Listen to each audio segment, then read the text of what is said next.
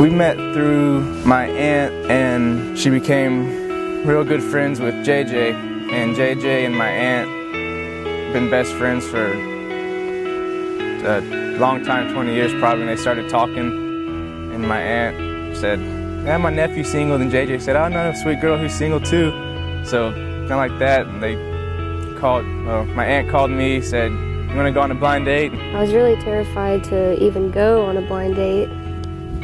At the time, I didn't even want a relationship, but he seemed like a really nice guy. I had to get a picture because I want to go meet up with the buck-toothed, bold-legged girls. Once I got the picture, I was like, "Yeah, I'm down, let's go."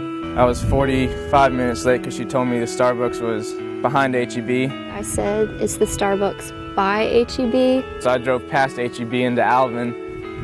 We still argue about that till this day. I called Aunt Carol, who called JJ, who called me. And eventually we all got on three-way and started talking, and then one phone with Aunt Carol and one phone with me. And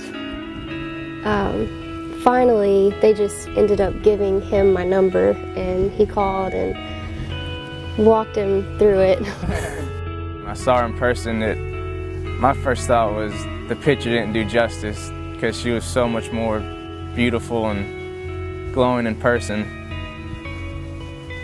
So I was smiling when I saw her.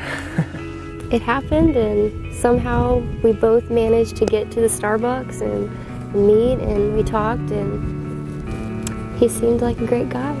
And we were sitting on the patio outside, which it's not too far from the road, and it was maybe 5, 6 o'clock rush hour, so there were a lot of cars going back and forth.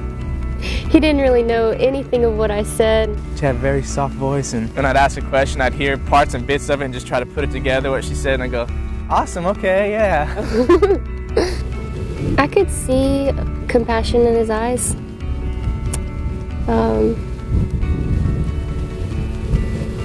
I saw potential. He definitely caught my attention, and I could tell that he liked me because he kept calling me and asking me out. So I worked at Buc-ee's corporate office, so I always would get samples from them. And this time in particular, it was blue raspberry gummy tape. It was in like a little thing that open, looks like a Pac-Man. I asked him if he wanted to try some. She handed it to me, put a little piece out, and I grabbed it. I opened it up, pulled the gummy tape out, and clamped it down. I thought I had clamped it down. And so he tried to pull it, and when he did that, it just exploded everywhere. It kind of exploded and went all over the place. I just kind of laughed and said, "If you wanted some sugar, you could have just asked." And then we just laughed, and then once we arrived at H-E-B, I planned on kissing her, but when we were going in for the goodbye hug, it didn't look like she was gonna lean in for the kiss, so. He totally stole a kiss from me. I think I said, "Wow, thanks." That's all I could say. I didn't get slapped, so I didn't go home with the handprint on my face.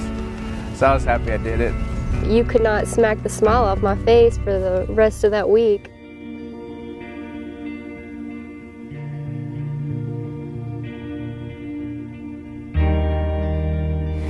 Yeah, I was very picky. When I moved to Texas, I kind of set some standards for my relationships, and I told the Lord that I wouldn't date anyone who didn't love and have a relationship with Him.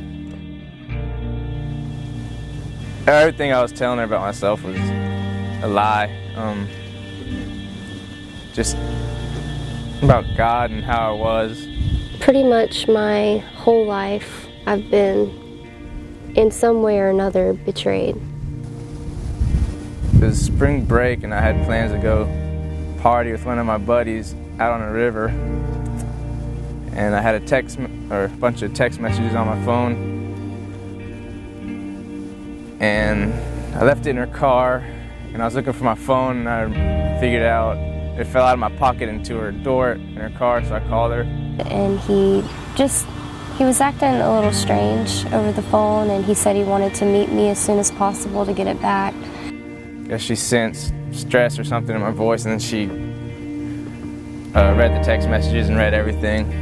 Everything that I read contradicted everything that he told me about himself and about the life that he was living in Christ. And when I got there, I could just see it on her face. She read it. It's like the Lord reminded me of that prayer that I prayed, and he kind of showed me what I had to do in that moment. I knew what I had to do. Like, from that moment, I knew that she was going to break up with me. It was the hardest thing that I had to do. But I knew it was the right thing to do. So I knew it was coming, and she broke up with me on Easter Sunday. It was so hard. But we were apart for 3 months, and God did such a work in him.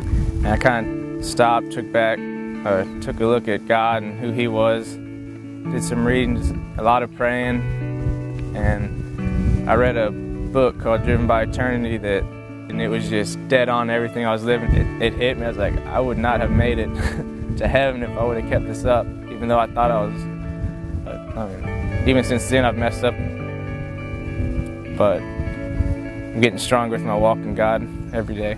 At that point, I said, okay, Lord, now that, he has a relationship with you, can we get back together? I didn't know. Matt wrote, I would say a book. It was a book of poems, so sweet. I think it took me 2 or 3 weeks, but each day, I'd write a little something, and some days I'd be laying in bed, wake up, just write a page real quick, and it would just come out. And he just poured his heart out, and I was just amazed and moved by that. It was so powerful to me because, I could tell that it was inspired by God.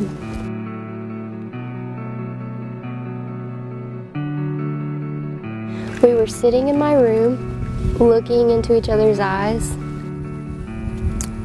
And before I left that night, when I got in my truck, I realized I love her. And on the drive home, it started growing on me more and more. I just thought to myself, I am in love with this guy. I never felt that way before. Then when I told her, she was like, that's the same night that I realized I love you, so it hit us both at the same time.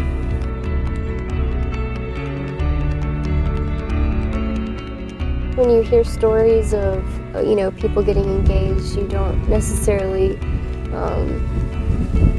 think of, unwrapping a Christmas present.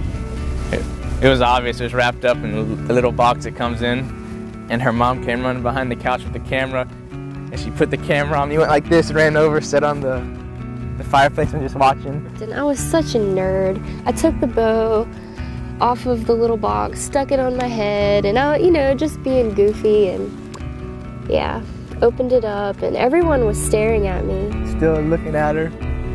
Well, this is nice. And I asked her, do you like it? Sure, I really like it, but what is this for, Oh, sorry. Will you marry me? And I asked her. There was a long moment, I just kind of looking at her. It's just really funny how it happened.